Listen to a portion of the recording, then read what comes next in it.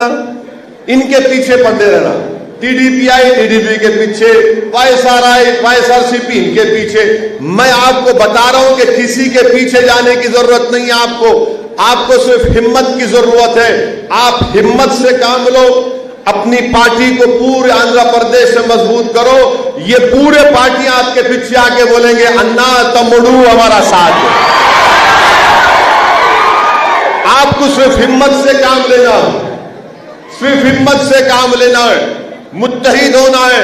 आप देखो कि आपको अपनी पॉलिटिकल लीडरशिप बनाना है। आंध्र प्रदेश में आपकी पॉलिटिकल लीडरशिप की बहुत बड़ी जरूरत है। वाईएसआरसीपी हो, तेलुगु देशम हो या वो मरगईस हो, कांग्रेस हो, ये हमारे लीडर नहीं बन सकते। आपका लीडर मजलिस से निकलेगा, आपको बनना है, आपको बनाना है। और उसके लिए आपको 10 तारीख के दिन अपना एक वोट पतंग के निशान पर लगाकर अपनी पार्टी को कामयाब करना है। जो लोग एमआईएम पार्टी को, मजलिस इत्तेहादुल मुस्लिमीन को कम्युनल बोलते, मैं आपको एक एग्जाम्पल देता हूं मैं आपको। महाराष्ट्र में कांग्रेस, शिवसेना और राष्ट्रवादी कांग्रेस की हुकूमत, 3 की पार्टी है ना, मालूम ना आपको। शिवसेना का चीफ मिनिस्टर है उद्धव ठाकरे, शरद पवार की पार्टी के उनके भतीजे हैं अजीत पवार, उन्होंने मिनिस्टर, कांग्रेस का कोई मिनिस्टर, तीनों मिलकर पार्टी में। महाराष्ट्र की असेंबली में उद्धव ठाकरे खड़े होकर ये बोलते हैं कि शिवसेना ने 6 दिसंबर 1992 को बाबरी मस्जिद को शहीद किया, हमने किया। और खामोश बैठ के कौन सुन रहा है? कांग्रेस खामोश बैठी हुई है। ये राहुल गांधी की कांग्रेस जो अब आंध्र प्रदेश में सच्ची पोइंदी हो गई, पूरा खत्म। और शरद पवार के एनसीपी, ये सेकुलरिज्म है। महाराष्ट्र के मुसलमानों से शरद पवार भी वोट लिए, महाराष्ट्र के मुसलमानों से कांग्रेस भी वोट ली, मगर चीफ मिनिस्टर उद्धव ठाकरे शिवसेना को बनाकर वो उद्धव ठाकरे महाराष्ट्र के असेंबली में कह रहे कि हमने बाबरी मस्जिद को शहीद किया। ये सेकुलरिज्म है। आप बताओ कब तक हमको धोखा दिया जाता रहेगा? पूरे भारत के मुस्लिम माइनॉरिटी को डराया जा रहा है। एक तरफ बीजेपी, आरएसएस हमारी कल्चर, हमारी तहजीब, तमद्दुन, हमारे मजहब को खत्म करना चाहती है। जो कॉन्स्टिट्यूशन, संविधान बाबा साहेब अंबेडकर का बनाया हुआ है, उसमें right to culture fundamental right है, फ्रीडम ऑफ रिलीजन, मजहबी आजादी फंडामेंटल राइट है। बार बार बीजेपी हमला करते रहती है।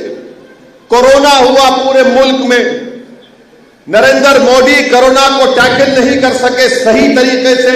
उनकी गलत पॉलिसियों की वजह से पूरे मुल्क में 1,70,000 लोगों की मौत भी हुई, करोड़ों लोगों की नौकरियां चले गई, जो गलत लॉकडाउन डाले। जब उनको दिखा के कंट्रोल में नहीं आ रहा तो फौरन बीजेपी संघ परिवार के लोगों ने और उनकी मीडिया ने, बीजेपी सपोर्टेड मीडिया ने कहा कि तबलीगी जमात की वजह से कोरोना फैल गया। आपको याद है ना, तबलीगी जमात को बदनाम किया गया, उनके दिल्ली के मरकज को बंद कर दिया गया। लखनऊ में गुंटूर की एक जमात गई थी जिसमें हमारी एक बहन भी थी, हामिला थी, प्रेग्नेंट थी, ले जाकर बंद करके रख दिया गया किसी कॉलेज की बिल्डिंग में।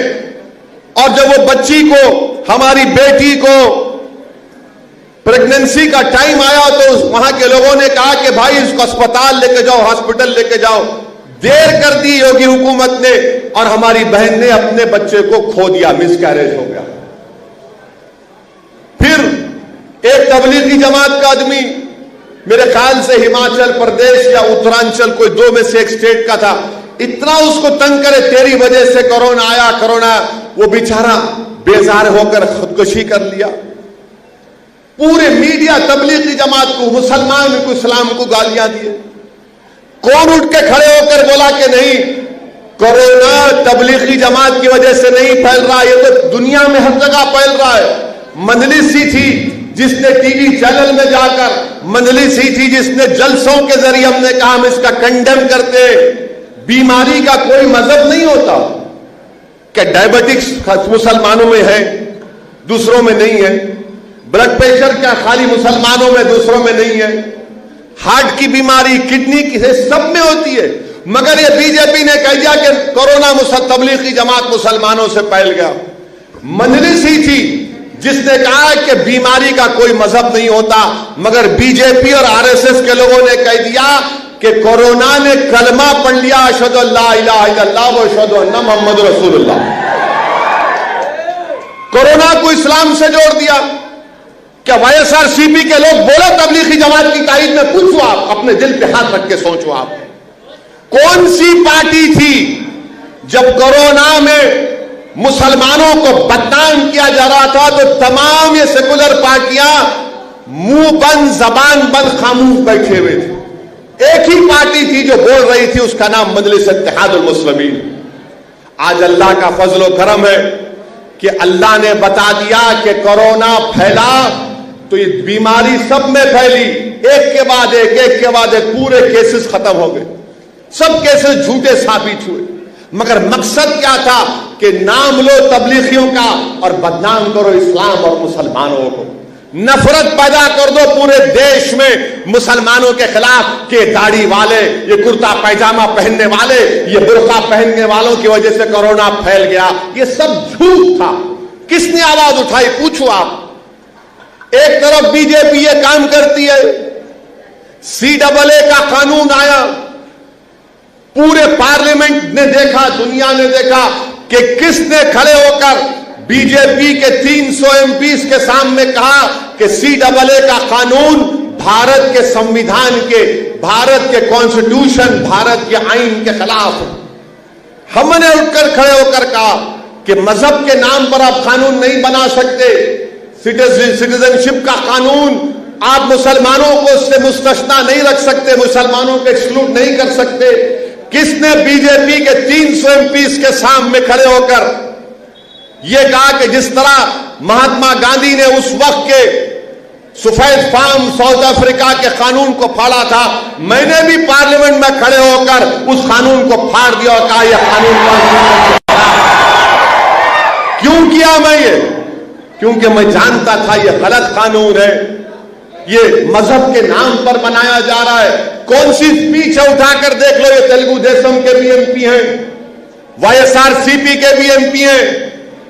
کیا بول رہے تھے یہ لوگ؟ کیا بول رہے تھے؟ اٹھا کر دیکھ لو آپ۔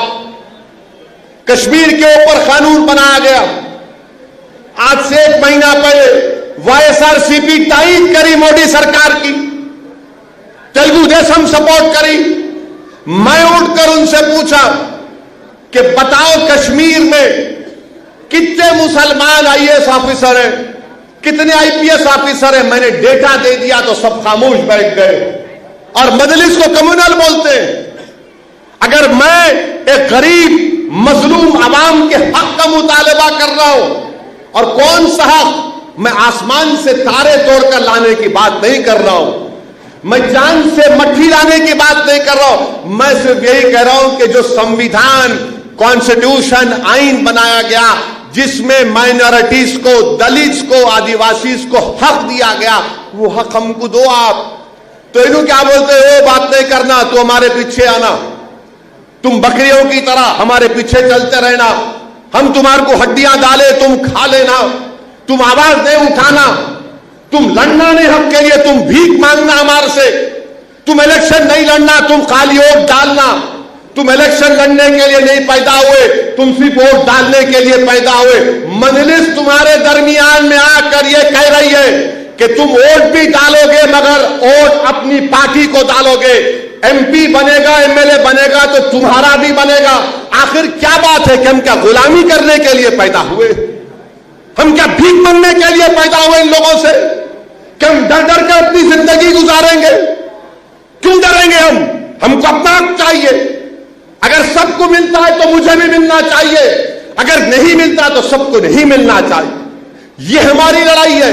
مگر یہ تمام سیکولر پارٹیوں کا کیا بولنا ہے, بات نہیں کرنا زیادہ, سمجھ میں نہیں آ, ڈراتے ہم کو. مگر یاد رکھو, میں آپ سے اپیل کر رہا ہوں, ڈرنے کی ضرورت نہیں ہے. یہ ملک جتنا سب کا ہے اتنا مسلمانوں کا بھی ہے. ہم یہاں پر اول درجے کے شہری تھے, ہے اور رہیں گے انشاءاللہ تعالی. یہ بات ایم آئی ایم پارٹی جب کرتی ہے تو ان کو اچھا نہیں لگتا. دیکھو یہ بھڑکاؤ بھاشن دے رہا ہے. یہ بھڑکاؤ بھاشن نہیں ہے. میں نے جتنی بھی بات کی اب تک پچھلے 10 منٹ میں کسی مذہب کے خلاف کوئی بات نہیں کہہ رہا ہوں. میں کیا کہہ رہا ہوں, بھائی اگر تم کو نوکری ملتی ہے تو میرے کو بھی نوکری مل رہا. اگر تمہارے بچے اسکول میں پڑھتے ہیں تو میرے بچے بھی پڑھنا چاہیے. تمہاری بچی کالج جاتی ہے تو میری بیٹی بھی جانا چاہیے. یہ مجلس کی لڑائی ہے. مگر یہ لوگ کیا بولتے ہیں, یہ کیوں آتا ہے یہ آدمی, یہ کیوں مجلس جا کر اس طرح کے باتیں کرتی ہے. آپ کو اپنے حق کے لیے لڑنا پڑے گا, اور لڑائی کے لیے آپ کو اپنا ووٹ 10 تاریخ کے دن ایم آئی ایم پارٹی کو ڈالنا پڑے گا. پتنگ کے نشان پر آپ کو اپنا ووٹ ڈالنا پڑے گا. میرے عزیزان ملت, میری عزت دار ماں اور بہنوں, آپ کو اپنا ووٹ ڈالنا پڑے گا. 10 تاریخ کے دن نکل کر پتنگ کے نشان پر آپ بٹن دبائیے. اپنی پولیٹیکل لیڈرشپ کو بنائیے, اپنی پارٹی کو مضبوط کریے. یہ لوکل باڈی کا الیکشن ہے, منسپلٹی کا الیکشن ہے, اور یہ تمام سیکولر پارٹی چھوڑ دیجئے. یہ کتنے سیکولر ہے میں جانتا ہوں ان لوگوں کو. میں پارلیمنٹ میں دیکھتا ہوں ان تمام پارٹیز کو. آپ میرا ریکارڈ اٹھا کر دیکھ لو. اگر کوئی پارٹی بی جے پی کے خلاف بولتی ہے, ووٹ بھی ڈالتی ہے, میں چیلنج کر کے بتا رہا ہوں, مجلس کا جو ریکارڈ ہے 100% ہم بی جے پی کے خلاف پارلیمنٹ میں ووٹ دیتے آئے. ٹرپل طلاق کا مسئلہ آیا, کیا کر رہے تھے ٹرپل طلاق کے مسئلے میں؟ ایسا 1 قدم آگے 2 قدم پیچھے, ایسا ہی کر رہے تھے نا. 1 قدم آگے مسلمانوں کو خوش, پھر 2 قدم پیچھے مودی کو خوش کرنے کو. یہ مذاق ہے یہ. اسی لیے میں آپ سے اپیل کر رہا ہوں, آپ کے ووٹ کی ویلیو ہونا. ادھونی سے پورے مجلس کے کینڈیڈیٹ کامیاب ہو گئے, تو آپ دیکھو جب اسمبلی پارلیمنٹ کا الیکشن آئیں گا, اب تک یہ ایم ایل اے آ رہا نا, کل جگن موہن ریڈی نائیڈو آ کے بولیں گے پیدلو تمڈو, ایسا آئیں گے گھر پہ آپ کے. وہ ٹائم آئیں گا انشاءاللہ. دیکھو آپ, وہ آئیں گا ٹائم انشاءاللہ تعالی, برابر آئیں گا. اللہ مجھے جب تک زندہ رکھیں گا وہ ٹائم اللہ میری آنکھوں سے دکھائیں گا ہم تمام کو انشاءاللہ. وہ بتائیں گے لوگوں کو ہم کوئی خیرات نہیں مانگ رہے, ہم کوئی بھکاری نہیں ہے, ہم کو ہمارا حق ملنا چاہیے اور ملے گا انشاءاللہ تعالی. میرے عزیز دوستوں اور بزرگوں, میری عزتدار ماں اور بہنوں, دلی کا فساد ہوا, 52 لوگوں کی موت ہوئی, جس میں سے 42 مسلمان اور 10 ہمارے ہندو بھائی. 19 کے قریب مساجد کو جلایا گیا یا ڈیمولش کر دیا گیا. اس میں ایک بچہ تھا فیضان. جب دلی رائٹس کے اوپر, دلی کے فسادات پر پارلیمنٹ میں بحث ہوئی, میں زیادہ ٹائم نہیں لینا چاہ رہا ہوں. وائی ایس آر سی پی اور ٹی ڈی پی کے ایم پیز نے کیا کہا جا کے یوٹیوب پہ دیکھ لو. آپ جا کر دیکھ لو یوٹیوب پہ, میرے کو بولنے کی ضرورت نہیں ہے. مجلس کھڑے ہو کر امت شاہ سے مطالبہ کیا کہ آپ کی سرکار ناکام ثابت ہو گئی, آپ کی سرکار ناکام ثابت ہو گئی. نریندر مودی کی گورنمنٹ کمیونل رائٹس کو روکنے میں ناکام ثابت ہو گئی, بلکہ دلی کا یہ فساد رائٹ نہیں تھا, یہ جینوسائیڈ تھا, نسل کشی تھی. آپ تمام نے ویڈیو دیکھا اس بچے کا, وہ فیضان بچہ روڈ پہ پڑا ہوا ہے. اس کو دلی کی پولیس یا کہاں کی پولیس تھی, لٹوں سے مار رہی تھی اور مار کے بول رہی تھی جن گن من پڑھو. اس کے بعد وہ فیضان مر گیا. فیضان کا یہ جو تھوپڑا تھا, یہاں کی ہڈی ٹوٹی ہوئی تھی, سر کے اندر خون جم گیا تھا. فیضان کے مارنے والوں کا اب تک کوئی ارسٹ نہیں ہوا. کوئی پوچھنے والا ہے پوچھو ان لوگوں سے، سیکولر پارٹی ہے نا، بولو فیضان کے بارے میں، بولیں گے ہم کو کیا کرنا ہے، وہاں دلی میں ہوا، آندھرا پردیش میں ہوا کیا؟ میرے بھائی یہی مزاج ہے ان لوگوں کا، ڈرا کے پھسلا کے اور ہم کوئی ہمارے ووٹ حاصل کرتے آئے ہیں۔ اب میونسپل الیکشن بھی آیا تو مجلس کو روکنے کی کوشش کر رہے ہیں، مگر مجھے یقین ہے کہ انشاءاللہ تعالی جہاں کہیں بھی آندھرا پردیش میں ایم پارٹی کے کینڈیڈیٹس ہوں گے، میری آپ سے گزارش ہے کہ آپ پتنگ کے نشان پر ووٹ دیجئے۔ اب بی جے پی کے بارے میں کیا بول سکتے ہیں؟ پرائم منسٹر نریندر مودی کے بارے میں کیا بول سکتے؟ پیٹرول دلاتے گاڑی میں، دلاتے موٹر سائیکل میں، مزہ آ رہا دلانے میں؟ نہیں آ رہا مزہ آ رہا؟ پیٹرول پمپ گئے تو کیا دیکھتے آپ؟ پیٹرول پمپ جاتے کہ مودی کی تصویر، آؤ 100 روپے دلاؤ۔ یہ بی جے پی کام کر رہی ہے۔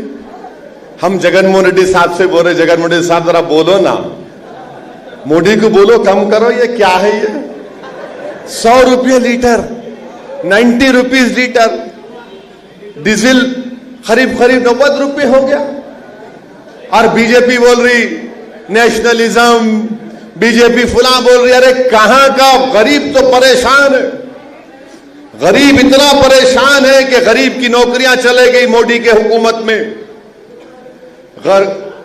نوکریاں بچوں کو نہیں ملتی ہیں، کسان پریشان ہے، آدیواسی پریشان ہے، دلت پریشان ہے، یہ سب لوگ پریشان ہیں۔ یہ دیکھ رہے ہیں کہ اکثریتی طبقے کی جمہوریت، میجورٹیرین فارم آف ڈیموکریسی بھارت میں مسلط کی جا رہی ہے۔ میں جگن موہن ریڈی صاحب سے اپیل کر رہا ہوں کہ آپ سمجھو ہماری بات کو، آپ یہ ہندوتوا طاقتوں کو روکو، ورنہ یاد رکھو کل آپ بھی شکار ہو جائیں گے اس کے۔ B J P R S S Andhra میں گھس رہی ہے، خاموشی سے کام کر رہی ہے۔ بی جے پی یہ کوشش کر رہی ہے کہ نائیڈو کو سائیکل پہ بٹھا کے گھر میں بٹھا کے سلا دینا اور ہم یہاں پر اپوزیشن پارٹی بن جانا۔ اسی لیے ہم آپ سے اپیل کر رہے ہیں، بی جے پی اگر کل یہاں پر آ جائے گی تو جگن موہن ریڈی آپ کو نقصان ہوگا۔ آپ ہندوتوا فیشسٹ فورسز سے مقابلہ کرو، جس طرح راجشیکھر ریڈی نے کمیونزم پر کوئی کمپرومائز نہیں کیا تھا۔